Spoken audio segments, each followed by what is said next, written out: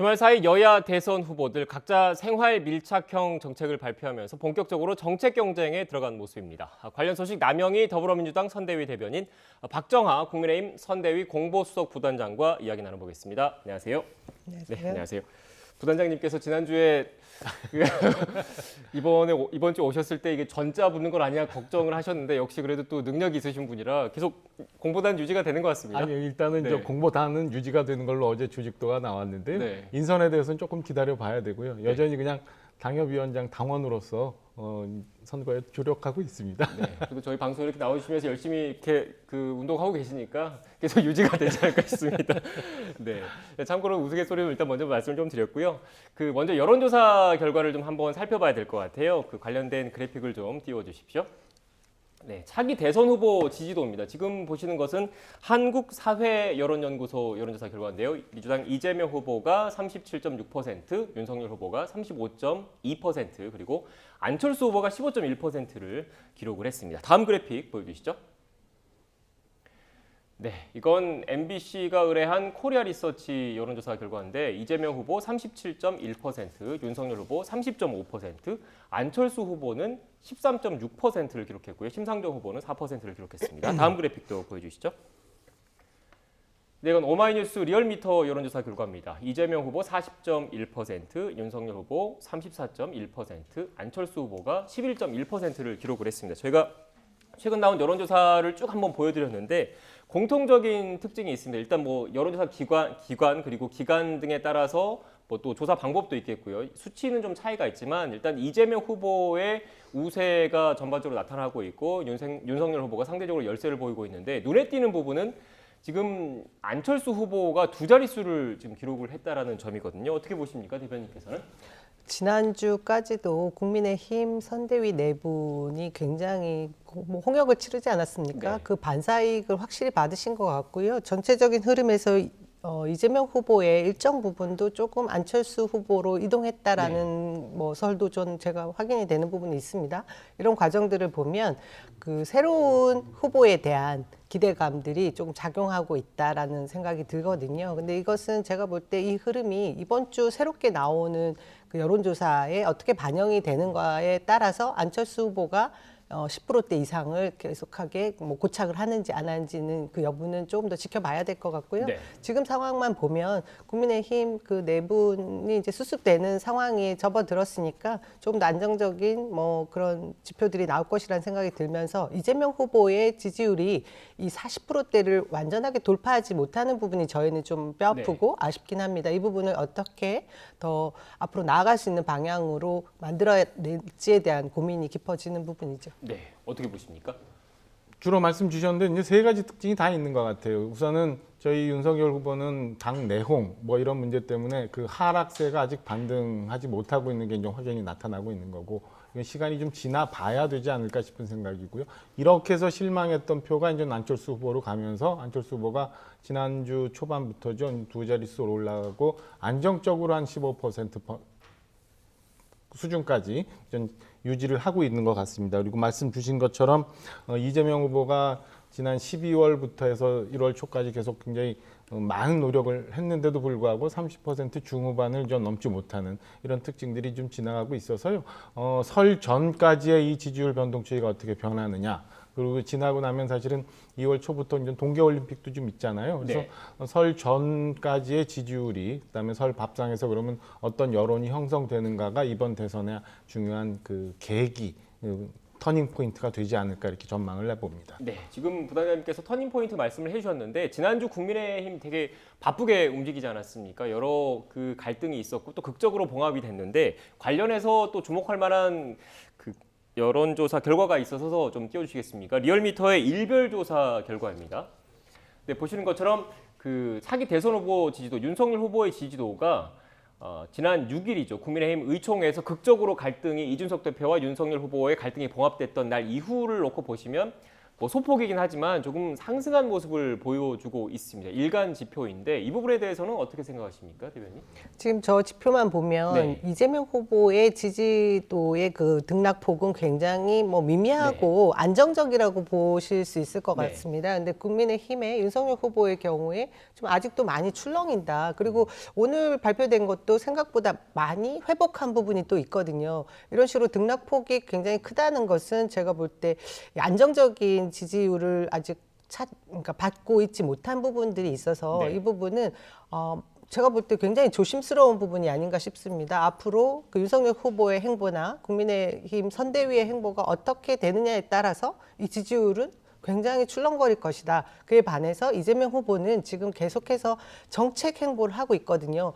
이것은 국민들이 체감하는 시간까지 걸리는 그 시간 거리가 조금 있는 것 같다는 생각이 들어서 다음 주 정도 되면 지금 최근에 내놓은 여러 가지 생활 밀착형 소확행 공약들이 피부로 체감되면서 40%대를 돌파하지 않을까 하는 그런 기대감이 드네요. 네, 그러니까 지금 말씀을 좀 들어보면 윤석열 후보의 이런 그 조금 전 리얼미터 자료를 보면 좀 소폭 상승하긴 했지만 이게 그 국민의힘 내부 갈등 봉합된 게 제대로 반영이 될까 됐는지 이런 좀 의문을 좀 갖고 계시는 것 같은데 어떻게 보십니까? 지난번 12월 중순 이후에 이제 윤석열 후보의 이제 하락세가 네. 이제 급격하게 나타날 때도 보니까 최근에는 인터넷 등을 통해서 이제 뉴스가 빠르게 파되잖아요. 그래서 네. 저는 좀 반응이 금방 올 줄 알았는데 그때도 보니까 한 일주일여 정도 텀이 있더라고요. 그래서 지금도 만약에 회복이 된다면 이번 주말 정도의 조사들을 좀 봐야 되지 않을까 싶은 생각이 들어요. 그 전체적으로 이재명 후보도 그렇고 윤석열 후보도 그렇고 이제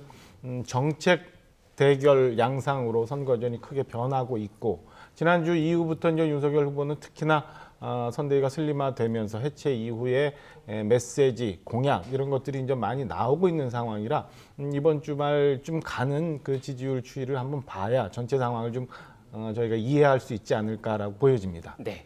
그래픽을 또 하나 또 봐야 될 것 같은데 이 부분은 민주당, 집권 여당 입장에서는 조금 불리한 구도다라는 걸 좀 보여준 지표지 않을까 싶습니다. 그래픽을 좀 띄워주시겠습니까?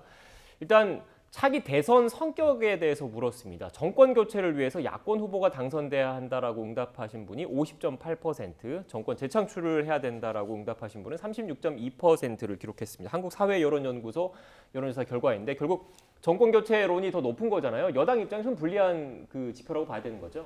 그렇다고 보이죠. 네. 그 사실 이 선거라는 것이 늘 말씀드리지만 인물, 구도, 이슈나 정책의 네. 싸움인데 일단 구도에서 그 저희가 불리한 국면이 확실하다라는 네. 것이 저 정권 교체 열망에서 나타나는 건데요.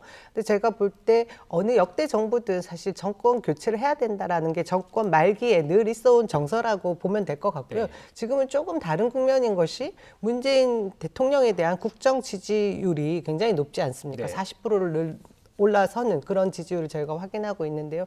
이것은 역대 정부에도 없었던 그런 지표이기 때문에 제가 볼 때 이것이 다 이제 융합되면 그러니까 포함되는 지점에 이르러서는 결국은 정권 교체 열망과 재창출의 열망이 사실 뭐 대등한 그런 국면이다라고 봐지는 부분이 분명히 있습니다. 하지만 뭐 저 지표를 무시할 수 없는 것이기 때문에 어떻게 하면 이것이 정권 교체 열망과 정권 재창출의 열망 그 지점에서 국민들이 바라보고 있는 지점이 어딘가를 뚜렷하게 찾아내는 것이 굉장히 중요한 것입니다. 그래서 이재명 후보는 이전의 정부, 그러니까 문재인 정부에서의 공과를 확실하게 구분하고 계승할 것은 계승하고 차별화를 할 것은 확실히 할 거라는 점을 늘 정책을 통해서 발표하고 있는 것이죠. 네. 반면 국민의힘 입장에서는 조금 전 그 지표 정권 교체론 과반 여론이 유리한 구도이긴 하지만 또 한편으로는 윤석열 후보한테 숙제를 안겨준 지표라고 볼 수 있는 거지 않습니까? 그럼요. 네. 그 숙제이기도 하고 사실은 오롯이 윤석열 후보를 지지하는 그리고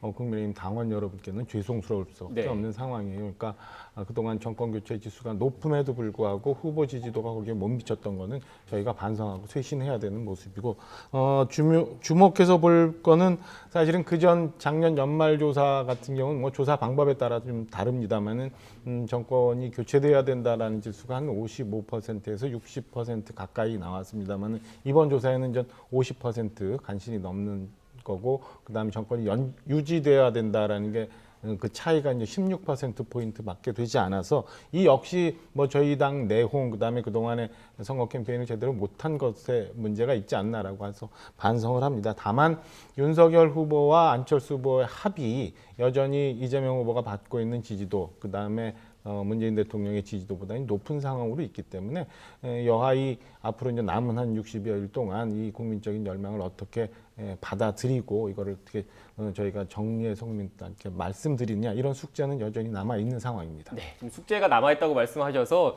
또 숙제와 관련된 그래픽을 한번 좀 띄워봐야 될 것 같은데 윤석열 후보, 안철수 후보 간에 단일화를 했을 때 누가 더 적합한지를 물었습니다. 한국사회여론연구소 여론조사 결과인데. 안철수 후보로 단일화를 해야 된다가 단일화하는 게 좋겠다라는 게 37.3%, 윤석열 후보로 단일화하는 게 좋겠다는 게 35.5%입니다. 물론 오차 범위 안에 있다는 점을 미리 말씀을 드리고요. 이 오차 범위 안에 있긴 하지만 안철수 후보가 꽤 지금 그 약진한 모습을 좀 보이고 있습니다. 그리고 앞선 그래픽 다시 한번 좀 보여주시겠어요? 대선 후보 간 지지율과 관련된 그래픽을 제가 좀 한번 봐야 될 것 같은데 앞서 쭉 두 분과 말씀 나눴지만 안철수 후보가 그 두 자릿수 지지율을 좀 기록을 좀 하고 있는 상황이고 또 특정 여론조사 기관에서는 15%를 넘긴 여론조사 결과도 좀 있습니다. 그런데 이 15%라는 게 여론조사 그 전문가들 그리고 선거 전문가들 사이에서는 의미 있는 숫자라고 하더라고요. 이 15%가 되는 순간, 득표율이 15%가 되는 순간 대선에서 선거 비용을 보전받을 수 있는 거기 때문에 완주할 수 있는 그 수치가 15%라고 하더라고요. 그만큼 완주 가능성이 커지면 단일화 협상은 어려워진 것 아니겠습니까? 그럼에도 불구하고 아직 남아 있는 건 여전히 네. 그 제가 볼 때 단일화 변수인 것 네. 같습니다. 그것은 말씀하신 대로 뭐 선거 보존 비용 15%라고 해도 이전에 안철수 후보가 새정치라는 기치를 내걸고 지금까지 10년의 정치를 해오면서 네. 완주한 경험이 거의 없거든요. 네. 그래서 이번 대선만은 저런 지표도 보고 있잖아요. 본인이 단일화했을 경우에 이긴다 이런 것을 보고 제가 보기에는 단일화를 이뤄내겠다라는 그런 욕심이 더 크게 작용하지 않을까 싶어요. 근데 지금 나온 저 여론조사 결과를 보면 사실 그 안에 두 가지 정도의 내용이 포함되어 있는 것 같습니다. 네. 우선은 윤석열 후보, 국민의힘의 대선 주자가 이전에 본인이 내세웠던 그 공정과 상식이라는 것이 부러진 부분, 자신의 비위 의혹, 부인 그리고 장모의 여러 가지 갖가지 불법 의혹들에 대해서 명확하게 해소도 하지 못했고 정확한 사과와 책임지는 모습을 보여주지 못한 부분에 실망한 국민들이 굉장히 많았다라는 점이 있고요. 그것 때문에 이렇게 되면 정권 교체가 어려워지겠구나 하는 그 열망이 지금 안철수 후보로 이전된 것이 있다라는 생각이 네. 들고 또 하나는 이 안철수 후보에 대한 검증이 제대로 아직 이루어지지 않은 부분이 있죠. 10년 동안 정치를 해왔지만 명확하게 이 안철수 후보가 내건 정치의 그 정확한 아젠다가 뭔지에 대해서 사실 국민들이 잘 모릅니다. 하지만 지금 와서 새롭게 보여지는 부분이 분명히 있거든요. 그것에 대한 기대감들이 이 속에 다 포함되어 있는 것이라고 생각이 드는데요.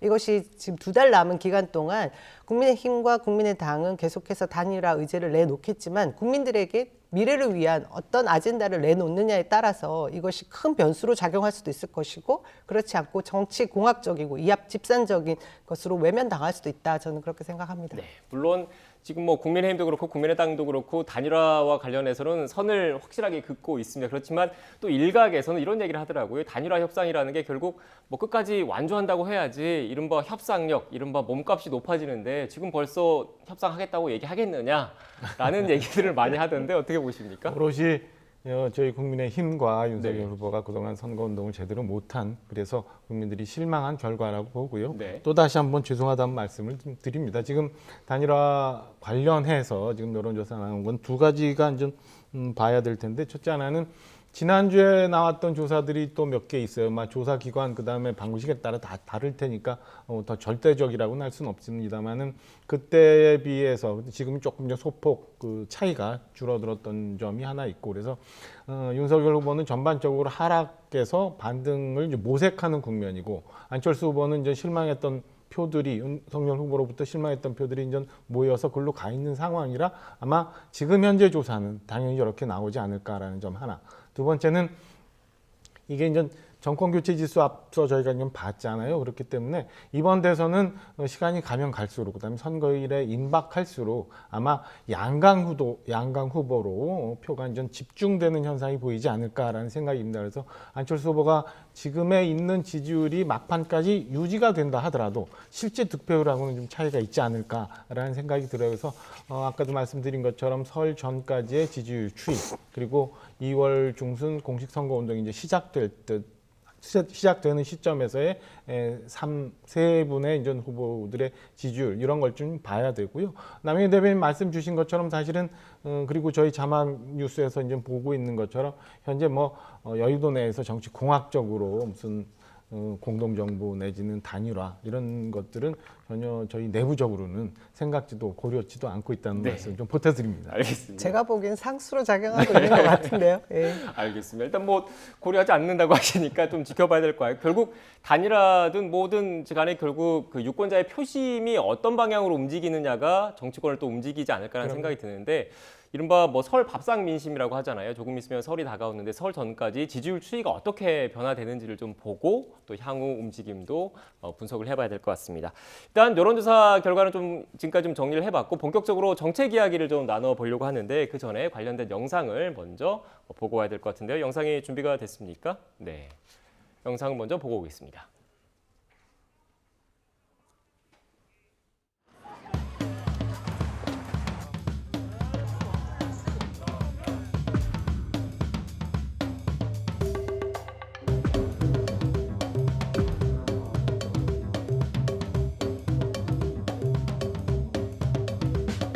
똑같은 시간을 똑같은 일을 하고 똑같은 효율과 성과를 낸다면 고용 불안정에 대한 추가적인 보상이 필요하다는 것입니다.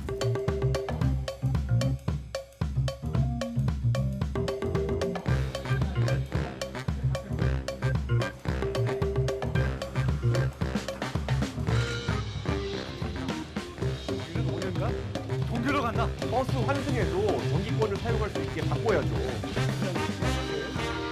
또 뭔데요?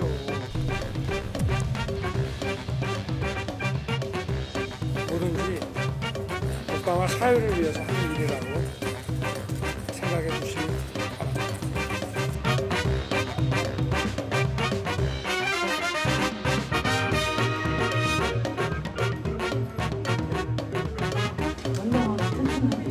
공공적 성격의 반려동물 건강보험 제도를 도입하겠습니다.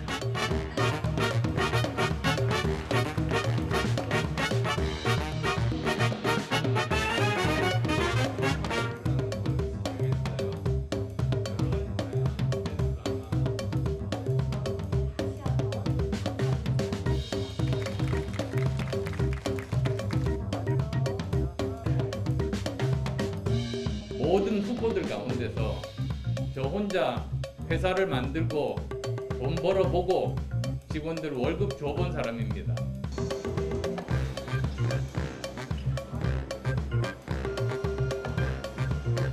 노사 대책할 때에 크게 싸웠습니다. 저 같으면 주택 예약제를 하겠습니다.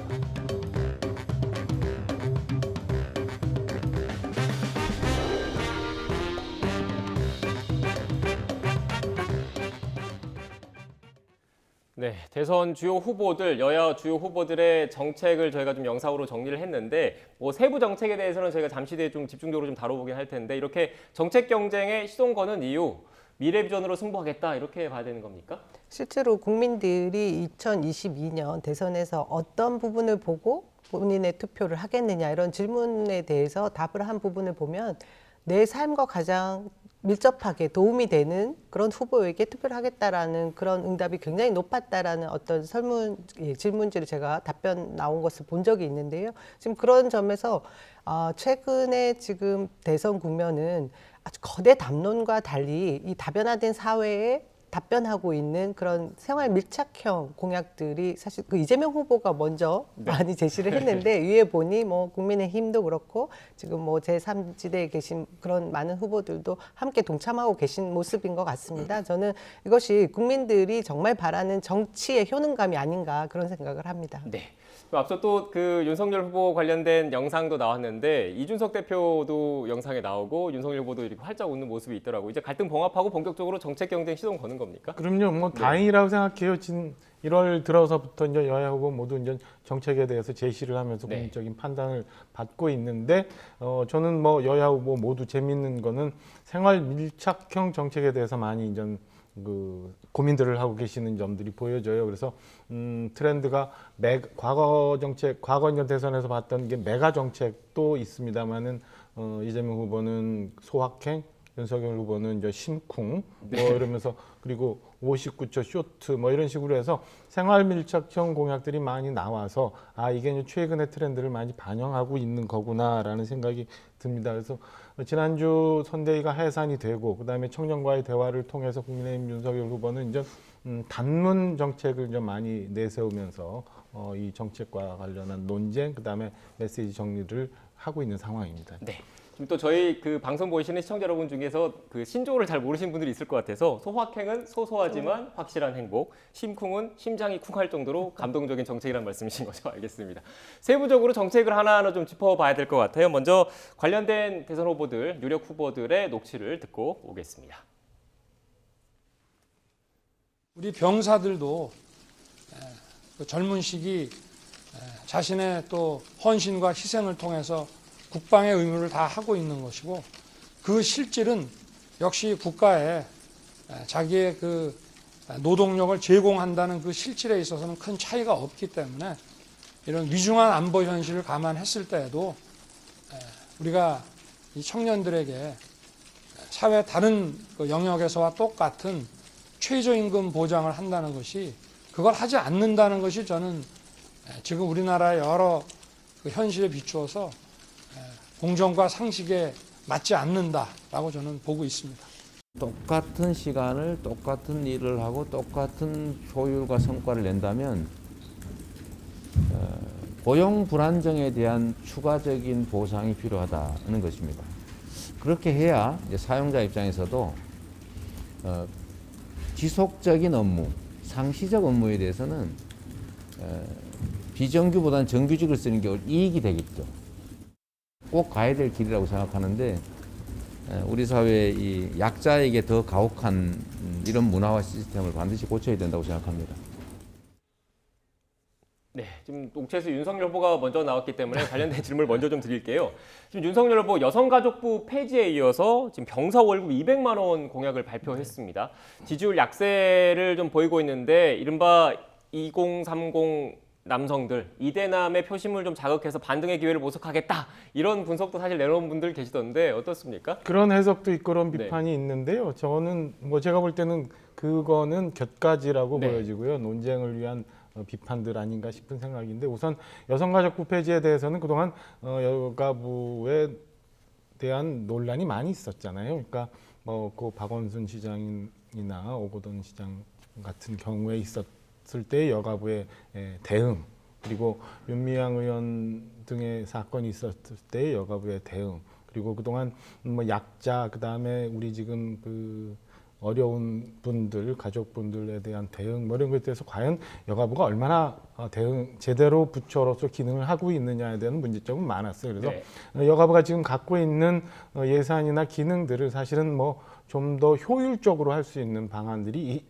있다고 보여지기 때문에 저는 정부 부처 개편 차원에서 여성가족부 폐지를 제기했지 이게 무슨 뭐 젠더 갈등에 편승하고자 하는 건 아니었다는 말씀 좀 드리고 그다음에 사병 월급 200만 원 보장도 논쟁이 있는 것 같더라고요. 그럼 그 공무원이나 아니면 그 부사관들의 뭐 월급 체계는 어떻게 할 건가 뭐 이런데 저는 뭐 오늘 아침 페북 통해서 윤석열 후보가 얘기했던 것처럼 국방의 의무를 다하는 그 기간 동안에 지금 굉장히 어렵잖아요. 취직도 어렵고 나와서 결혼도 어렵고 육아도 어렵고 뭐 이런 상황에서 그 국가를 위해서 희생했던 기간 동안 국가가 보상해 줄 수 있는 방법, 그다음에 사회에 진출했을 때 젊은 청년들이 좀 더 힘을 갖고 나갈 수 있는 방법을 위해서 공정, 상식 차원에서 그런 그 정책을 제시했다고 이해해 주시는 게 맞다고 봅니다. 지금 현재 전체 그 사병 월급이 한 2조 가량 되는데요. 네. 이렇게 해서 추가할 경우 5조 정도가 추가돼서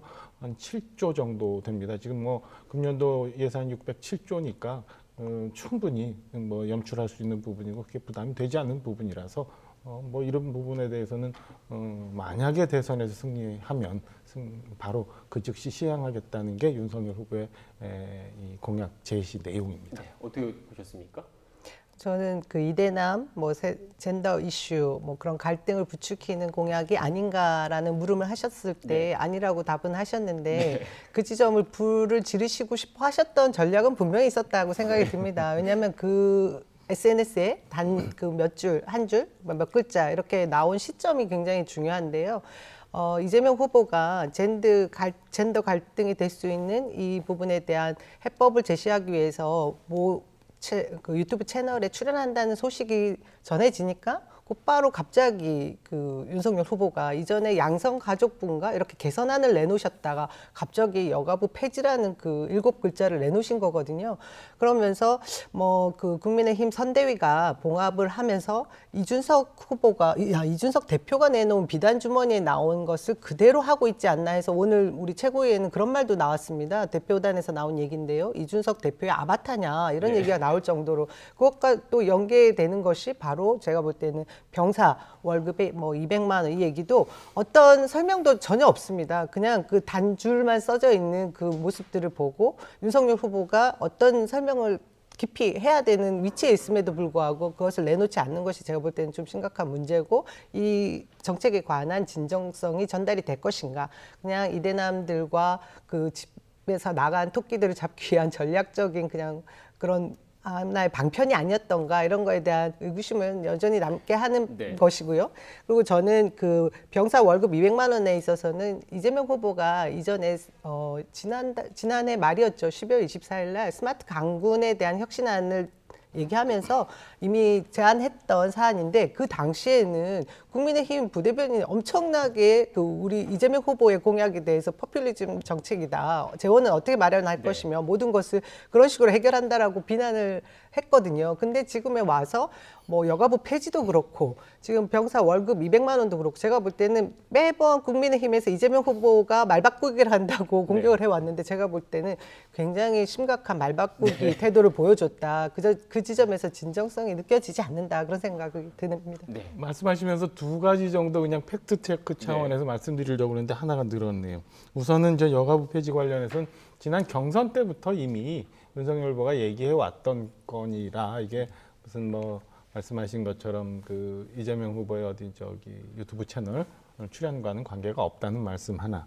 두 번째는 저 사병 월급과 관련해서는 어제 저희가 이제 A4 한 장 반 정도 분량의 보완 자료를 분명히 냈으니까 그거 참고해 보시면 될 거다. 이게 딱 한 줄이 아니다라는 거나. 마지막 그 이제 부대변인 논평. 그러니까 이재명 후보께서도 2027년까지죠. 200만 원 그 사병 월급에 대해서 이제 공약을 하셨는데 그 건에 대해서 쭉 이렇게 보시면 그거 갖고 여전히 오늘 아침 또 전용기 대변인께서 또 말씀을 하셨더라고요. 근데 안에 보면 그런 비판을 하지 않았다는 것을 알 수 있으니까 한번 좀 읽어봐 주셨으면 하는 생각이 제가 듭니다. 한 가지 이제 살짝 덧붙이고 싶은 게 지금 나온 공약들은 이재명 후보가 그런 얘기를 하셨거든요. 이제 앞으로 나오는 많은 정책들이 여야가 구분이 되지 않을 것이다. 하지만 누가 실행을 할 수 있는지 진정으로 실천할 것인지를 자세히 봐달라 이 말씀을 하셨고요. 그것과 더불어서 저는 그 말씀을 드리고 싶습니다.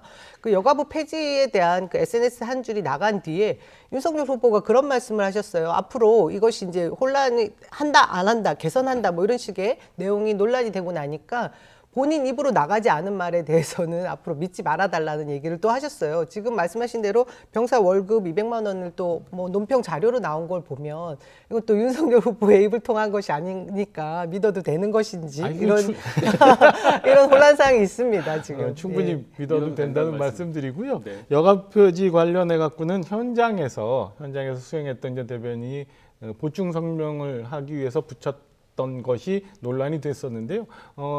현장 수행했던 대변인이 했던 얘기도 결국에는 후보가 얘기한 거와 크게 다르지 않았고 워낙 논란이 커지다 보니까 후보가 이제 페이스북을 통해서 그런 말씀을 하셨노라고 조금 보태드립니다. 네, 지금 일단 뭐 윤석열 후보가 앞선 녹취 공약 관련된 얘기를 했고 이재명 후보 얘기도 좀 해봐야 될 것 같아요. 역시 약간 좀 난처할 수도 있는 질문을 좀 드리면 일단 그 비정규직 노동자에 대해서 더 많은 수당을 주는 방향을 검토하겠다는 게 이재명 후보의 공약인데 또 일각에서는 비정규직의 정규직화를 시키는 게 더 큰 목표로 제시돼야 하는 것 아니냐. 비정규직 노동자와 정규직 노동자를 또 이른바 갈라치기 하는 것 아니냐. 이런 비판이 또 하나 나오고 있고 또 탈모치료 앞선 쭉 언급했던 것처럼 탈모치료 건보 적용 확대와 관련해서도 뭐 그 건강보험 재정 상황을 좀 고려했을 때 이른바 포퓰리즘 정책 아니냐 이런 비판도 있는 게 사실이더라고요. 어떻게 보십니까? 일단 공정수당에 대한 네. 얘기를 먼저 하고 싶은데요. 이재명 후보가 경기도에서 공공에서 본인이 이미 공정수당, 비정규직에 대한 공정수당을 시행한 것을 전국으로 확대하겠다는 얘기를 하셨습니다. 이 정책에 있어서 우선순위라는 것이 조금 더 손쉽게 빠르게 전달할 수 있는 것이 먼저 돼야 된다고 이것을 말씀하신 것 같고요. 아까 말씀하신 대로 우리 사회의 그 노노 갈등이 정규직, 비정규직 갈등으로 크게 점화되어 있는 상황인데 이 구조를 전체적으로 바꾸지 못하는 것에 대한 아쉬움은 분명히 있습니다. 네. 하지만 이것은 크게 더 사회적 합의가 있어야 될 부분이고 그렇게 나아가기 전에 그런 표현을 했거든요. 나비의 작은 날개짓이 큰 태풍을 이룰 수도 있다. 그렇기 때문에 지금 고용 불안의 구조와 그리고 임금 차별의 그 이중 구조, 그 불평등의 구조를 해소하는 첫 번째 단추로 이 공정수당을 얘기하신 겁니다. 그리고 저는 탈모 치료제 얘기도 하셨고요. 탈모 치료제는 지금 사실은 이재명 후보가 먼저 제안을 한 것이 아니라 청년 다이너마이트 선대위에서 리스너 프로그램을 통해서 국민들이 바라는 사항들, 희망하는 사항들을 제시받은 것이죠. 이 부분에 대해서 얘기를 듣다 보니까 많은 국민들이 사실 이렇게 보건 의료 쪽으로 생각하는 부분이 많다라는 것을 지금 정책으로 만들어야겠다라는 게 지금 민주당 내부에 공론화되어 있는 상태인데 계속해서 그 지점에서 건보료의 재정 악화 문제를 제시하더라고요. 근데 이것이 보험료에 적용되는 부분에 있어서 차지하는 것은 굉장히 미비하다라는 것이 지금까지 나온 얘기입니다. 그럼에도 불구하고 정책 단계로 이루어지기 위해서는 조금 더 세밀하게 들여다봐야 되는 부분은 분명히 있다. 그 지점은 합의가 있어야 되는 부분이 있습니다. 그럼에도 제가 볼 때 뭐 1,000만 이상의 탈모인들이 이렇게 많이 호응하고 바라고 있는 정책에 대해서 아무런 대답을 해주지 못한다라고 하면 정치권이 그 역할을 제대로 하지 못하는 것이기 때문에 저는 지난번에 국민의힘에서도 그렇고 안철수 후보도 그런 말씀하셨다고요. 이것을 반값으로 만들어줄 수 있는 약값에 뭐 조금 조정을 할 수 있는 부분을 뭐 정책으로 삼으면 된다. 저는 그것도 다 수용해야 되는 부분이라고 생각합니다. 네. 저는 지금 저희가 정책 공약 얘기하고 있습니다만 사실은 정책 경쟁이 시작된 촉발이 탈모 공약이라는 데에 대해서는 뭐 부럽기도 하고 굉장히 잘 발췌해냈다고 생각을 해요. 이 부분에 대해서는. 다만 그 좀 전에 남 대표님 말씀 주신 것처럼 지금 건보 재정 문제가 있고 그다음에 중증 환자가 혜택을 못 받는 부분도 있고 그렇다면 이 건에 대해서 어떻게 해결할 건지에 대한 말씀도 그러니까 미세적인 부분은 아니어도 자 건보 재정이 잘못되더라도 아니면 뭐 이게 꼭 해야 되는 거니까라고 해서 후보가 분명한 입장을 좀 주시는 게 맞지 않나라는 생각이에요. 그래서 이걸 갖고 최종적으로 이재명 후보도 그렇고 민주당도 그렇고 어떤 방식으로 이 문제를 해결할 건가라는 답을 저는 개인적으로 좀 기다리고 있습니다. 그 방법을 하나. 두 번째는 비정규직 문제 뭐 이렇게 얘기를 하셨는데요. 그러면 이건 역시 이재명 후보에 대해서 원칙을 좀 말씀 주셨으면 하는 아쉬움이 있어요. 그러니까 그럼 노동의 유연성에 대해서 지금 인정을 하실 건지 아니면 문재인 대통령이 얘기했던 것처럼 모든 비정규직을 다 정규직화 할 건지 이 원칙에 대해서 내 소신을 얘기하고 국민들한테 판단을 구하는 거고요. 사실은 그 안에 들어가는 세부적인 정책이나 미세 조정은 저는 뭐 전문가들과 그다음에 공무원들과 일하면서 조정이 될 거라고 보여지거든요. 그러니까 국민들이 판단할 수 있는 원칙과 가치를 주시는 게 먼저 맞지 않나라는 생각이 듭니다. 네, 알겠습니다. 지금 시간이 얼마 남지 않아서 짧게 이 얘기만 좀 하고 가겠습니다. 최근 정치권에서 이른바 멸공 논란이 좀 불거지고 있어요. 앞서 저희가 윤석열 후보의 기자 질의응답 관련된 영상을 좀 전해드리긴 했는데 그 생중계로에 앞서서요. 그런데 지금 윤석열 후보는 멸치와 콩을 원래 좋아한다. 확대 해석하지 마라 이런 입장인 겁니까? 이 건에 대해서 사실은 그 민주당에서는 뭐 신세계 정영진 부회장도 좀 비난을 하고 윤석열 후보나 뭐 저희 국민의힘 관계자들도 얘기를 하는데요. 저는 쉽게 편하게 받아줬으면 하는 생각이 있어요. 일단은 대한민국의 모든 국민들은 다 본인이 할 수 있는 얘기를 할 수 있는 거예요. 그 건에 대해서 비난을 하는 거는 전 어딘가 좀 아픈 구석이 있어서 그런 것 아닌가라는 네. 생각이 우선 하나 들고요.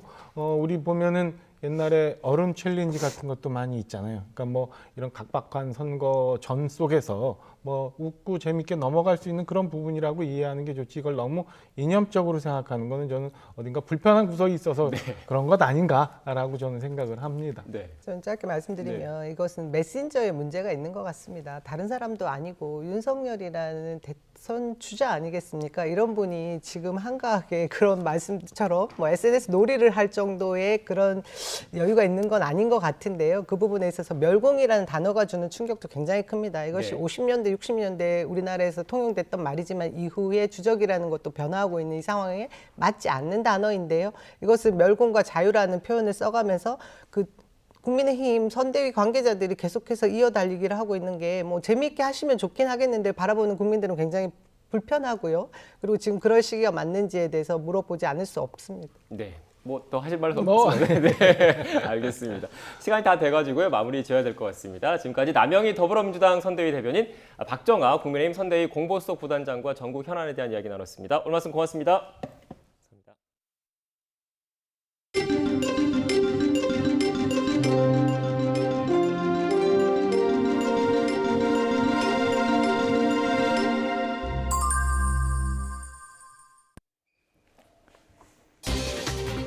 코로나19 위중증 환자가 12일 연속 줄면서 34일 만에 700명대로 떨어졌고 수도권 중증 병상 가동률도 50%까지 낮아졌습니다.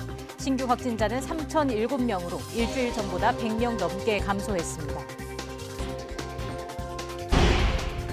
오미크론 변이 확산으로 해외 유입 확진자가 급증하면서 역대 두 번째를 기록했습니다. 정부는 설 연휴가 오미크론 변이 우세종화의 분수령이 될 것으로 보고 이르면 이번 주 오미크론 대응 체계를 발표할 방침입니다. 오늘부터 백화점과 대형마트에 출입할 때 방역 패스가 적용돼 미접종자는 들어갈 수 없습니다. 식당과 카페 등 이미 방역 패스가 도입된 시설에서는 유효기간이 적용되고 위반하면 과태료가 부과됩니다. 손해보험사들이 대규모 손해율을 이유로 실손 의료보험료를 많게는 3배까지 올려놓고 내부에선 성과급 잔치를 벌이고 있다는 주장이 나왔습니다. 지난해 3분기까지 주요 10개 손해보험사의 누적 당기 순이익은 전년보다 53% 늘어난 3조 4천억 원에 이릅니다. 우리나라 드라마 오징어 게임에 출연한 배우 오영수가 제79회 골든글로브 시상식에서 TV 드라마 부문 나무조연상을 받았습니다. 골든글로브에서 우리나라 배우가 상을 받은 건 이번이 처음입니다. 고농도 초미세먼지가 기승을 부리면서 수도권 등에 내려졌던 비상저감 조치가 충북, 전국까지 확대됐습니다. 초미세먼지는 밤 사이 비나 눈이 내린 뒤 한파가 찾아오면서 해소될 것으로 보입니다. 코로나19 위중증 환자가 34일 만에 700명대로 내려갔습니다. 오늘 0시 기준으로 위중증 환자는 전날보다 35명 줄어든 786명을 기록했습니다. 사망자는 하루 사이 34명이 늘어 누적 6,071명이 됐습니다.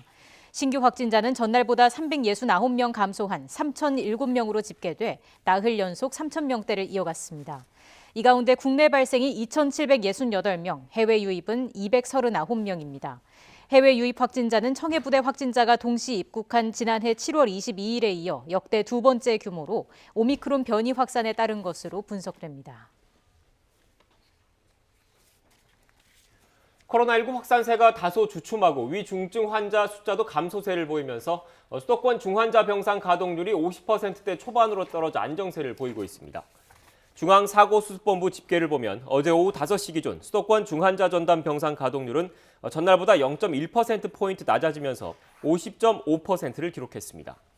지역별로 보면 서울 중환자 병상 가동률은 54.2%, 경기는 49.4%, 인천은 42.3%입니다.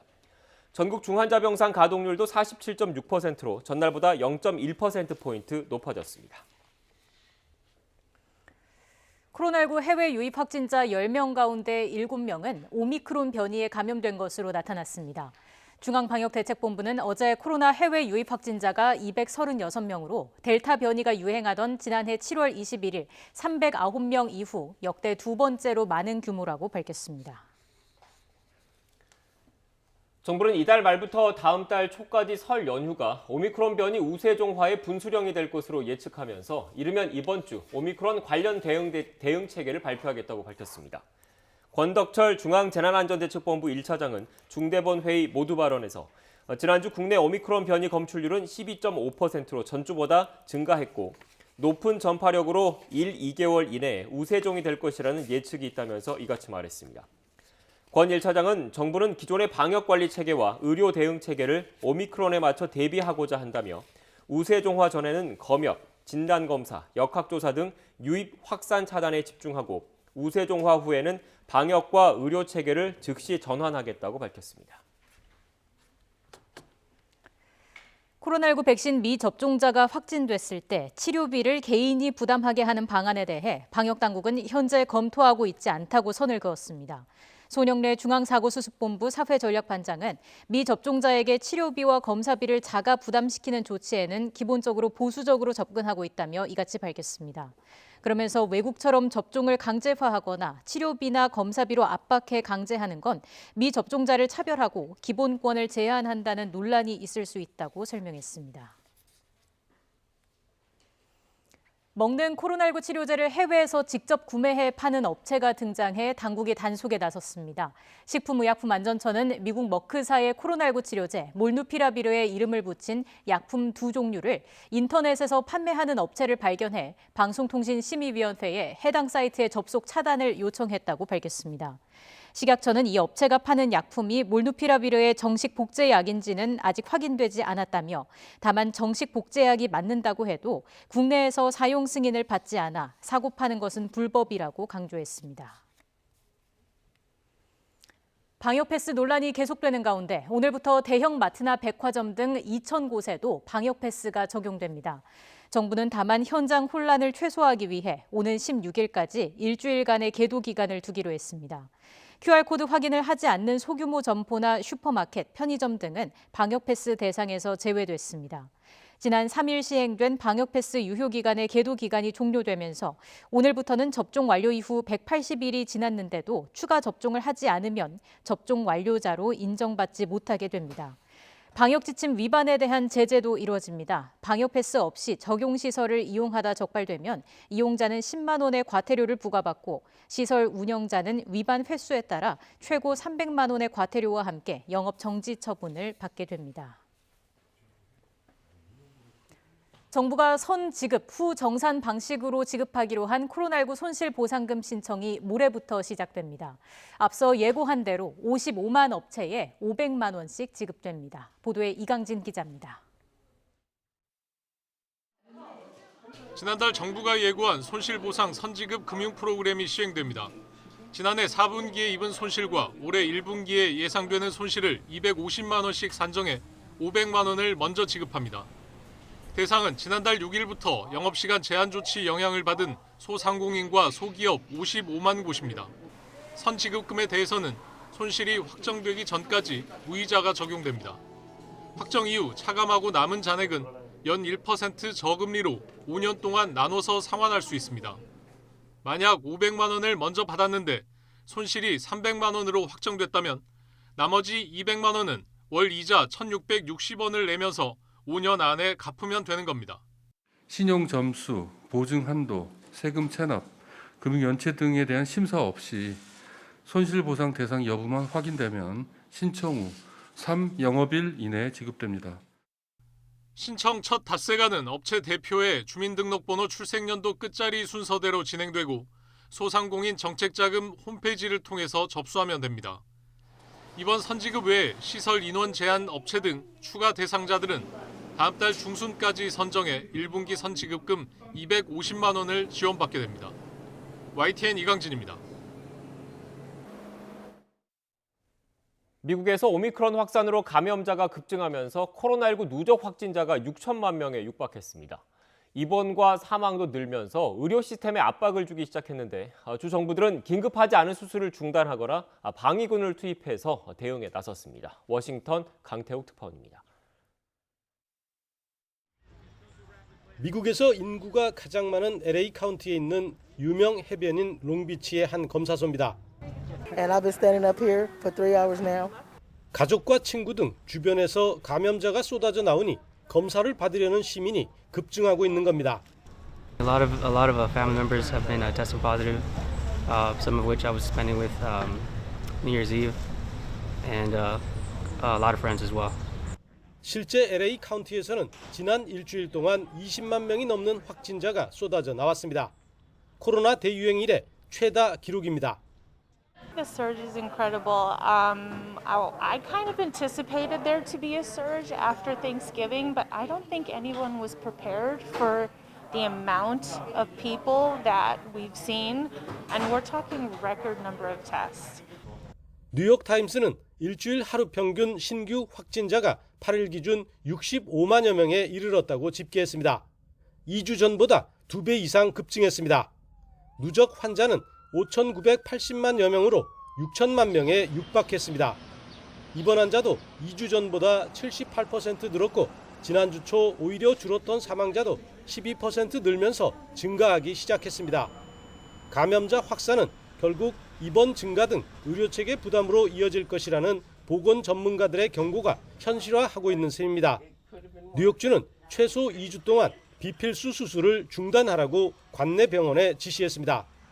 캘리포니아, 매사추세츠, 오리건 등 10곳 넘는 주는 주 방위군을 검사소와 병원 등 의료 현장에 배치했습니다. 워싱턴에서 YTN 강태욱입니다. 미국에서 이르면 이번 주부터 면역력이 약한 일부 환자를 대상으로 코로나19 백신 4차 접종이 시작될 전망입니다. 뉴욕타임스는 미 질병통제예방센터 CDC가 지난해 8월 13일 면역체계가 손상되거나 면역력이 약한 환자들을 대상으로 모더나와 화이자 백신의 3번째 접종을 승인하면서 이를 2회차 접종을 보완하는 조치로 간주했다고 보도했습니다. CDC는 지난주 화이자와 모더나 백신의 부스터샷 접종 간격을 6개월에서 5개월로 단축했습니다. 코로나19 격리로 인한 결근과 노동력 부족으로 영국이 이달과 다음 달 2달 동안 350억 파운드, 약 57조 원 규모의 생산량 감소를 겪을 수 있다는 분석이 나왔습니다.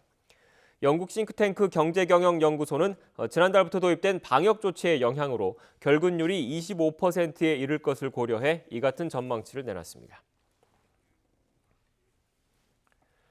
주일 미군 기지를 중심으로 코로나19가 급속히 확산하자 미국과 일본 정부가 주일 미군 장병의 외출을 제한하기로 했습니다.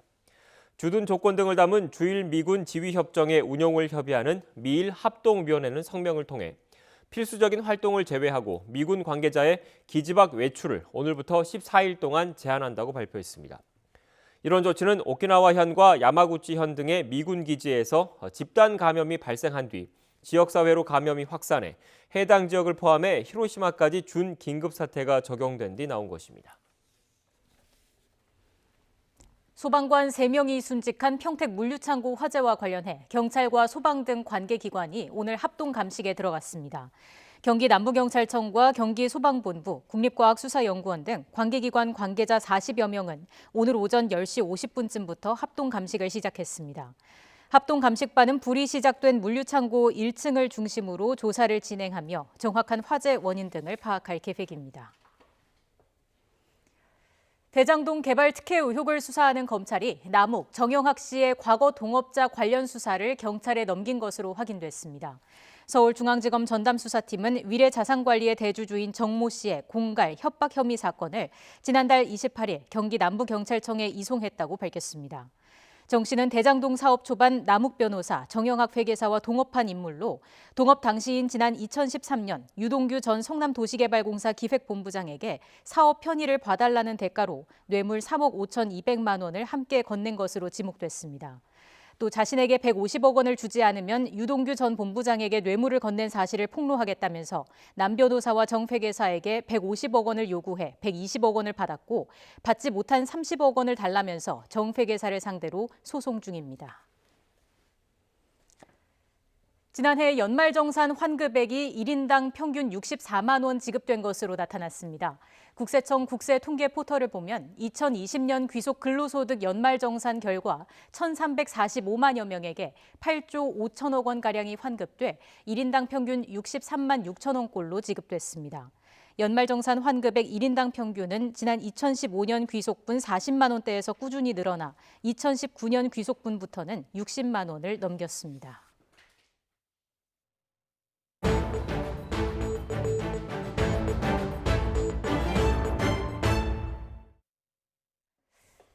실손보험은 가입자만 3,500만 명 정도라서 제2의 건강보험으로도 불립니다. 그런데 만성적자에 시달리는 보험업계가 올해 보험료를 또 올리기로 해서 가입자들의 불만이 만만치 않습니다. 갑자기 3배나 훌쩍 뛴 사례도 있었습니다. 취재기자 연결해서 구체적인 내용 짚어보겠습니다. 강희경 기자. 네, 경제부입니다. 네, 3배면 보험료가 매우 큰 폭으로 오른 건데 얼마로 인상이 된 건가요? 네, 50대 이선우 씨는 지난 2007년 남편과 함께 실손보험에 가입했습니다. 실손보험이 막 생겨날 당시로 지금은 시기상 1세대 실손보험으로 분류됩니다. 5년 갱신 주기로 가입했고 최초 실손보험료는 남편과 합쳐 2만 원이었습니다. 5년마다 갱신돼 현재는 둘이 합쳐 매달 5만 3천 원씩 보험료를 내고 있었는데요. 지난해 보험사에서 안내를 받았습니다. 올해 3월 다시 갱신되면 보험료가 17만 원 정도로 오른다는 내용이었습니다. 하루아침에 3배 정도 더 높은 금액을 내게 된 겁니다. 제대로 보험료 한번 청구해 본 적 없는데 돈만 계속 더 나가게 됐다며 차라리 보험 해지가 낫겠다고 억울함을 호소했습니다. 직접 들어보겠습니다. 억울한 거예요, 그냥 억울해요. 왜 나는 한 번도 병원에 가서 제대로 진료받은 적도 없고 그 다음 주기에는 또 오르겠죠. 그래서 아마 죽기 전까지 계속 오르지 않을까 싶어요. 아마 포기하는 쪽을 택할 것 같아요. 그리고 열심히 돈을 벌어서 적금을 들어서 아프면 쓰는 걸로. 네, 이번에 보험료율이 일제히 올랐다고는 하지만 그래도 특히 많이 오른 것 같은데 보험사는 뭐라고 설명하고 있습니까? 네, 이 씨가 보험사에 문의하고 금융감독원에도 여러 차례 민원을 넣은 결과 최근 보험사와 대면 상담을 받았다고 합니다. 실제 상담 내용을 들어보면 이 씨만의 문제는 아니고 많은 가입자가 비슷한 고민을 하는 것으로 보입니다. 직접 들어보겠습니다. 모든 실손 가입 고객님이 지금 똑같은 상황이세요. 기존에 6만 8천 원씩 내다가 갑자기 19만 원 이게 말이 되냐 이렇게 많이 고객님들이. 실손보험은 가입 시기에 따라 4세대로 나뉩니다. 인상률이 조금씩 다른데요. 자기 부담금이 없거나 적은 1, 2세대가 인상률이 조금 더 높습니다. 이처럼 실손보험료는 최근 4년 연속 올랐는데요. 해당 보험사와 보험업계 관계자들의 말을 종합하면 올해 갱신 주기를 맞을 경우 그동안의 누적 인상률에 나이별 위험률까지 더해져서 이 씨처럼 큰 폭으로 보험료가 오를 수 있습니다. 이렇게 매년 보험료가 오르는 이유는 뭔가요? 가장 기본적인 이유는 보험사 적자폭이 커지고 있다는 점입니다. 적자에 시달리다 보니 보험료를 올려서 적자폭을 줄이겠다는 거죠. 보험사들이 지목하는 만성적자의 이유는 비급여 진료 문제인데요. 건강보험이 적용되지 않아 환자가 부담해야 하는 백내장과 도수치료 등 일부 비급여 진료는 수가 자체가 비쌉니다. 그러다 보니 보험사에서 비급여 진료에 나가는 보험료가 워낙 많아서 매년 적자가 쌓인다는 겁니다. 그러나 사실은 비급여 진료 자체보다도 이 비급여 항목에 대한 과잉 진료가 더 근본적인 원인입니다. 최근 나온 4세대 보험을 제외하고는 이 비급여 진료비 청구에 대한 제어 수단이 없어서 환자들이 과도하게 의료 이용을 하고 또 일부 병원도 과잉 진료를 하는 경향이 있는데요. 비급여 진료비는 개별 병원이 정하게 돼 있어서 가격이 천차만별이라는 점도 문제입니다. 일부의 도덕적인 해이로 전체 가입자에게 피해가 돌아가는 구조가 만들어진 거네요. 네, 예를 들어보겠습니다. 60대 여성 A씨는 1년 동안 위염과 무릎 부위 질환으로 824차례 외래 진료를 받았습니다. 이렇게 1년 동안 타낸 보험료만 3천만 원에 이릅니다. 다른 30대 남성도 발목 통증으로 700차례 가까이 진료받고 보험료를 2,900여만 원 받았습니다. 반면 1년 동안 60% 정도의 가입자들은 보험료 청구를 한 번도 하지 않고 있습니다. 보험사가 애초에 상품 설계를 제대로 하지 못한 데다가 이를 일부 가입자와 병원이 악용하는 상황인데 왜 내 보험료만 오르느냐는 불만이 나오는 이유입니다. 새로운 실손이 새로 설계를 해서 잘 만들어서 간다면 보완을 하는 거죠. 왜 우리가 허점이었으니까 이건 새로운 실손은 이런 건 좀 해야 되겠어. 라고 해서 이거를 밸런스를 맞춰서 본인들이 100을 벌 걸 그래 우리 한 60만 이렇게 하지 실손을 자기네들이 전혀 손해를 안 보고 실수한 거에 대한 책임을 국민이 질 수는 없잖아요. 자, 그럼 문제를 어떻게 해결할 수 있을까요? 일단 보험업계는 이용량에 따라 보험료가 매년 할증되는 4세대 보험을 지난해부터 판매하기 시작했습니다. 그리고 올해 6월까지 4세대로 갈아타는 옛 실손보험 가입자에게 1년 동안 보험료 50%를 할인해 주기로 했습니다. 그러나 매년 갱신이라는 부담 등으로 기존 가입자들이 크게 매력을 느끼지 못하는 데다 전환율도 높지 않아서 더 근본적으로 문제를 해결해야 한다는 지적이 이어지고 있습니다. 현재 급여 항목은 건강보험 심사평가원에서 수가를 정하고 진료량도 평가하는데요. 비급여 항목도 이에 버금가는 제재가 필요하다는 제안이 나옵니다. 지나치게 고가의 수가를 매기지 못하도록 뭐 그 상한을 정해준다든지 아니면 진료량에 대한 상한 이런 식으로 가이드라인을 마련하고 그를 의료계 쪽에서 지킬 수 있도록 하는 그런 뭔가 체계가 마련이 필요한 거죠. 지난달 정은보 금감원장이 손해보험업계와 만난 자리에서 비급여 과잉 의료 정비에 나서겠다고 밝히는 등 금융당국도 본격적으로 나서는 모습입니다. 현재 비급여 항목 관련 보험금 지급 기준 개편 작업에도 들어간 상태여서 어떤 보완책이 나올지 주목됩니다. 지금까지 경제부에서 YTN 강희경입니다. 금융소비자단체가 손해보험사들이 대규모 손해율을 이유로 실손의료보험료를 크게 올린 뒤 성과급 잔치를 벌이고 있다고 주장했습니다. 금융소비자연맹은 실손보험 손해율이 오른 근본 원인은 과도한 사업비 사용과 과잉진료 등 보험료 누수인데 보험사들이 문제를 해결하지 못한 채 책임을 소비자에게 전가한다고 비판했습니다. 그러면서 손해보험사들은 지난해 역대급 실적을 이유로 올해 성과급을 지급할 예정이라며 이율 배반적인 행위를 멈추고 이윤을 소비자와 공유하는 조처가 있어야 한다고 촉구했습니다. 지난해 3분기까지 주요 10개 손해보험사의 누적 당기순이익은 전년보다 53% 오른 3조 4천억 원으로 삼성화재와 현대해상 등 주요 손해보험사들은 오는 3월까지 성과급을 지급할 예정입니다. 더불어민주당 송영길 대표는 국민의힘 이준석 대표가 제안한 여성가족부 폐지 공개 토론대에서 사실상 거부 의사를 밝혔습니다. 송 대표는 당 선거대책위 회의에서 국민의힘 윤석열 후보는 이준석 대표의 아바타가 아니라 자신의 국정 철학을 갖고 자신의 공약을 스스로 국민에게 밝혀야 한다고 말했습니다. 이어 윤 후보 스스로 이재명 후보와 토론하는 자주적인 모습을 보일 것을 부탁한다며 이런 문제를 갖고 당대표가 논의할 단계는 아니라고 지적했습니다. 고용진 수석 대변인은 회의 뒤 기자들과 만나 여가부 폐지 토론에 당 대표가 나갈 생각이 없다며 필요하면 청년 선대위원장과 토론하면 어떨까 하는 얘기들이 있다고 설명했습니다. 국민의힘은 최근에 이어진 멸공 릴레이와 관련해 선대본부에서 공식 채택한 방침은 아니라고 밝혔습니다. 권영세 본부장은 선대본부 회의가 끝난 뒤 멸공 릴레이에 대한 질문이 나오자 밖에서 벌어지는 일이라며 모든 부분에는 더 나갔다, 덜 나갔다 이야기가 있기 마련이지만 선대본부 공식 입장은 아니라고 설명했습니다. 여가부 폐지 공약이 갈라치기라는 지적에 대해서는 어떤 분야의 공약이든 갈라치기가 될 수밖에 없다며 윤석열 후보가 고민 끝에 가야 하는 방향이라 생각했고 경선 당시부터 했던 공약이라고 주장했습니다. 미국 뉴욕시의 영세민 거주 아파트에서 큰 불이 나 어린이 9명을 포함해 19명이 숨졌습니다. 뉴욕시에서 32년 만에 일어난 최악의 화재 참사로 불릴 정도로 피해가 컸습니다. 이광엽 기자입니다. 뉴욕시 브롱크스의 19층짜리 아파트 외벽 유리창이 대부분 깨졌습니다. 소방관들이 응급 심폐소생술을 실시하면서 부상자를 병원에 후송합니다. 현지 시각 일요일 오전 11시쯤 아파트 3층 복층 아파트에서 불이 난 뒤 화염이 걷잡을 수 없이 건물 전체로 번졌습니다. 휴일 오전 집에 머물던 어린이 등 가족들이 순식간에 유독가스에 질식해 목숨을 잃었고 10여 명이 중상을 입었습니다. I live on the first floor on that side, so I smell the smoke and it's strong. It's getting stronger. So as a mom, I shut off everything. 뉴욕 소방국은 복층 아파트 침실에 놓였던 이동형 전기 히터에서 불이 났으며 열린 문을 통해 화염이 빠른 속도로 퍼져나간 것으로 조사됐다고 밝혔습니다. This smoke extended the entire height of the building.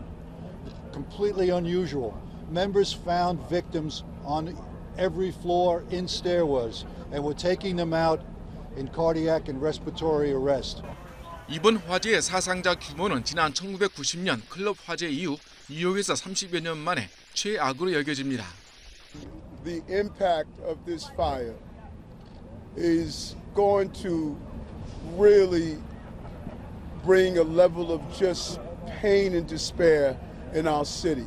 The numbers are horrific. 모두 120가구가 입주한 이 아파트는 지난 1973년 영세민용으로 지어진 건물로 스프링쿨러 등 보수 공사가 제대로 이루어지지 않은 것으로 전해졌습니다. 또 화재 경보음이 자주 오작동을 일으켜 긴급 대피가 늦어진 원인이 됐다고 주민들이 말했습니다. YTN 이광규입니다. 미국과 일본 등의 베이징 올림픽 외교적 보이콧에 이어 북한이 불참을 공식화했지만 우리 정부는 최대한 말을 아끼고 있습니다. 정부가 대표단 파견 여부를 놓고 막판 고심을 거듭하고 있는데 이달 말로 예상되는 한중 화상 정상회담이 분수령이 될 전망입니다. 이교준 기자의 보도입니다. 북한이 베이징 올림픽 불참을 결정한 데 대해 청와대는 구체적 반응을 삼가고 있습니다. 대통령의 베이징 올림픽 참석 여부에는 아직 결정된 바 없다며 여전히 신중한 입장입니다. 박수현 청와대 국민소통수석은 최근 한 방송에 출연해 좀 더 시간을 갖고 모든 상황을 종합적으로 고려해 막바지에 결정할 것이라고 밝혔습니다. 외교부도 직전 동계올림픽 개최국으로서의 역할 등을 감안하겠다며 기존 입장을 되풀이하고 있습니다. 우리 정부는 이번 동계올림픽이 지난 2018년 평창올림픽에 이어서 동북아와 세계의 평화와 번영 등에 기여할 수 있도록 성공적 개최를 지지하고 있습니다. 이상입니다. 하지만 북한이 불참을 공식화하면서 베이징 올림픽을 계기로 한반도 평화 프로세스를 재추진하려던 우리 정부 구상은 사실상 무산된 것으로 보는 시각이 높습니다. 전문가들은 외교적 실익을 따져볼 때 문 대통령의 참석 가능성이 높지 않은 것으로 보고 있습니다. 다만 남북관계 개선을 위한 중국의 역할과 올해가 한중수교 30주년 인점 등을 고려해 정부 대표의 급과 대표단의 규모를 정할 것이란 관측이 나옵니다. 한중 관계를 중요하게 여기고 있기 때문에 완전한 외교적 보이콧보다는 제한적인 참여 쪽으로 방향을 틀 것 같고요. 문화체육관광부 장관 정도 가지 않을까 조심스럽게 예상해 보는데 정부는 미중 갈등과 남북관계 등 한반도 상황을 고려해 득실을 저울질하고 이달 말 예상되는 한중 화상 정상회담을 전후해 최종 결정을 내릴 것으로 전망됩니다. YTN 이교준입니다. 우리나라 드라마 오징어 게임에 출연한 배우 오영수가 제79회 골든글로브 시상식에서 TV 드라마 부문 나무조연상을 받았습니다. 골든글로브에서 우리나라 배우가 상을 받은 건 이번이 처음입니다. 한국계 배우인 산드라 오와 아쿠아피나가 각각 TV 드라마와 뮤지컬 부문에서 여우주연상을 받았지만 한국인 배우는 오영수 배우가 처음입니다. 나무주연상 후보에 오른 배우 이정재는 안타깝게 수상하지 못했습니다. 배우 오영수는 수상 소식을 접한 뒤 생애 처음으로 자신에게 괜찮은 사람이다라고 말했다고 밝혔습니다. 이어 세계 속의 우리가 아니고 우리 속의 세계라며 우리 문화의 향기를 안고 가겠다고 말했습니다. 지난주 폐막한 세계 최대 가전 IT 전시회죠. CES에는 삼성이나 현대자동차와 같은 유명 대기업만 참여하는 게 아닙니다. 톡톡 튀는 아이디어로 창업한 스타트업들도 CES에 나와서 자신들의 기술력을 선보였습니다. 그중에서도 국내 과학기술 특성화대학 학생들의 아이디어가 CES 현장에서도 빛났다고 합니다. 양회영 기자가 만나봤습니다. 노트북 앞에서 춤을 추는 모습을 녹화한 뒤 클릭을 몇 번 하자 애니메이션 캐릭터가 완성됩니다. 딥러닝과 포즈 추출 기술 기반으로 3차원 캐릭터를 쉽게 만드는 기술입니다. 포스텍 3학년 재학생 2명의 아이디어로 시작된 이 기업은 지난해 네이버로부터 가능성을 인정받아 30억 원을 투자받았으며 올해 처음으로 CES에도 참가했습니다. 저희가 만들고 있는 플라스크는 영상만 찍으면 이 유저의 모션을 그대로 디지털라이제이션 해주는, 모션 익스트랙션 해주는 기술이고요. 그렇기 때문에 영화, 게임 혹은 애니메이션 제작을 훨씬 더 쉽고 빠르고 저렴하게 할 수 있는 그런 제품이라고 보시면 될 것 같습니다. 조끼를 입고 공기를 넣자 서서히 부풀어 오릅니다. 적절한 압박으로 심리적 안정감을 주는 AI 기반 스마트 조끼입니다. 발달장애인과 ADHD 환자의 이상 행동이나 스트레스 수치 등을 모니터링하고 공기 주입을 조절하는 방식입니다. 이 기술은 취약계층이나 자기개발 등 다양한 분야에서 활용 가능성을 인정받아 올해 CES 혁신상을 받았습니다. 해외 박람회가 처음이다 보니까 글로벌 진출을 위한 발판이 되지 않을까 생각이 들고 또 실제로 돌봄이 필요한 모든 전 세계 많은 분들을 위해서 저희가 조기 개발을 하도록 노력하겠습니다. 올해 CES에서는 과학기술 특성화 대학인 카이스트는 10개 기업이, 포스텍은 13개 기업이 참여해 남다른 기술력을 선보였습니다. 특히 카이스트 부스에 참여한 기업 중 한 곳은 이번 CES를 통해 미국 내 유통업자를 발굴하는 등 생각보다 큰 성과를 얻었습니다. 이곳 CES 유레카파크는 세계 각국의 스타트업들이 모인 곳입니다. 이곳에서도 과학기술 특성화대학 창업 기업들은 돋보이는 아이디어로 관람객들을 사로잡으며 우리 기술력의 우수성을 각인시켰습니다. 미국 라스베가스에서 YTN 사이언스 양우영입니다. 만 10살에 태극마크를 달았던 될성 부른 떡잎 피겨의 유영 선수가 생애 처음으로 올림픽에 출전합니다.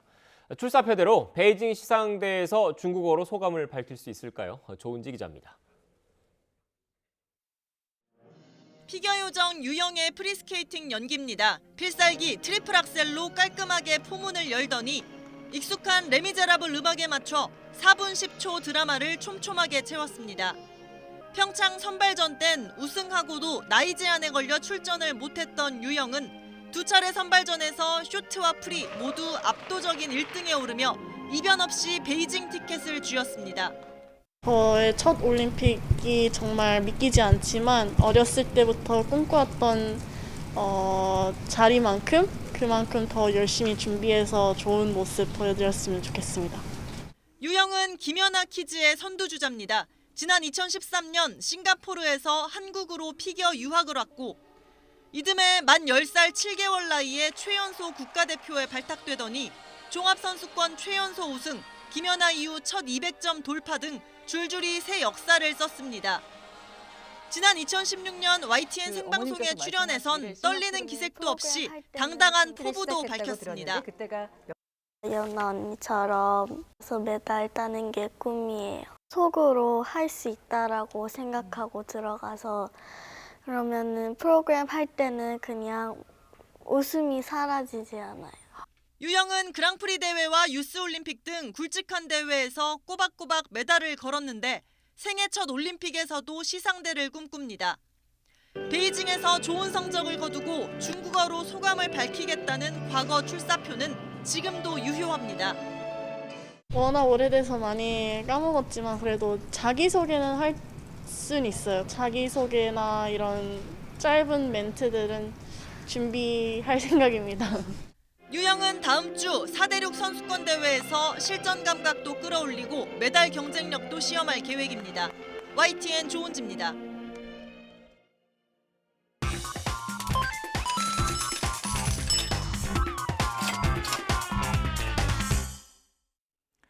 오늘의 경제지표입니다. 먼저 국내 증시부터 보시겠습니다.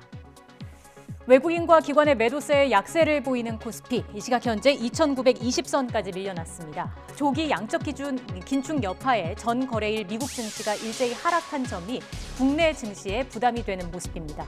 코스닥 지수도 1% 넘게 빠지면서 980선에서 거래되고 있습니다. 이어서 이 시각 환율 상황 보시죠. 뉴욕 증시 하락에 따른 위험 회피 심리에도 불구하고 미국 12월 고용이 예상보다 부진하게 발표되면서 달러화 가치가 하락했습니다. 그 영향을 받아 원달러 환율은 소폭 내려왔는데요. 다만 연준 통화 정책에 대한 경계감이 하락폭을 제한하고 있습니다. 위안 원 직거래 환율은 1위안당 188원선 기록하고 있습니다. 지금까지 오늘의 경제지표였습니다. 고농도 미세먼지의 기세가 대단합니다. 하늘이 뿌연 것은 물론 강 건너 건물이 하나도 보이지 않을 정도인데요. 현재 서울의 일평균 초미세먼지 농도는 100마이크로그램으로 평소의 5배 수준입니다. 서울에는 사흘째 초미세먼지 주의보도 내려져 있으니까요. 오늘은 가급적 외출을 자제하시는 편이 좋겠습니다. 현재 서울뿐만 아니라 전국 대부분 지방에 초미세먼지 농도가 짙게 나타나고 있습니다. 오늘 서울과 경기 남부, 세종과 충북은 매우 나쁨, 인천과 경기 북부, 강원과 대전, 충남, 호남, 영남은 나쁨 수준이 예상됩니다. 특히 서울동 수도권과 충남 지역에 이어 오늘은 세종과 충북, 전북에도 미세먼지 비상저감 조치가 내려졌습니다. 밤 9시까지 공공기관은 물론 민간 부분 사업장과 공사장은 운영 시간이 단축되고 배출가스 5등급 차량은 운행이 제한됩니다. 오늘 낮 동안에는 예년 기온을 웃돌며 비교적 포근하겠습니다. 서울 5도, 광주 9도, 대구 10도까지 올라 어제와 비슷하겠습니다. 오늘 밤 사이에는 비나 눈이 내리며 찬 공기가 유입되겠고 미세먼지는 점차 해소될 것으로 보입니다. 눈은 퇴근길 무렵 서쪽 지역부터 시작되겠고 내일 새벽까지 제주 산간 많은 곳에는 30cm 이상의 폭설이 쏟아지겠습니다. 그 밖에 수도권과 충청 이남, 경북 북부 내륙에는 1cm 안팎의 적은 눈이 예상됩니다. 눈이 내린 뒤 내일 아침 서울 기온이 영하 9도까지 떨어지겠고 낮 기온도 영하권에 머무는 등 또다시 강한 한파가 찾아올 전망입니다. 미세먼지는 점차 해소되지만 또다시 영하 10도 안팎의 강추위가 찾아옵니다. 개인 위생관리 및 건강관리 잘 해주셔야겠습니다. 지금까지 YTN 원희다입니다. 뉴스 앤 이슈 마치겠습니다. 잠시 뒤 더 뉴스가 방송됩니다. 시청해주신 여러분 고맙습니다.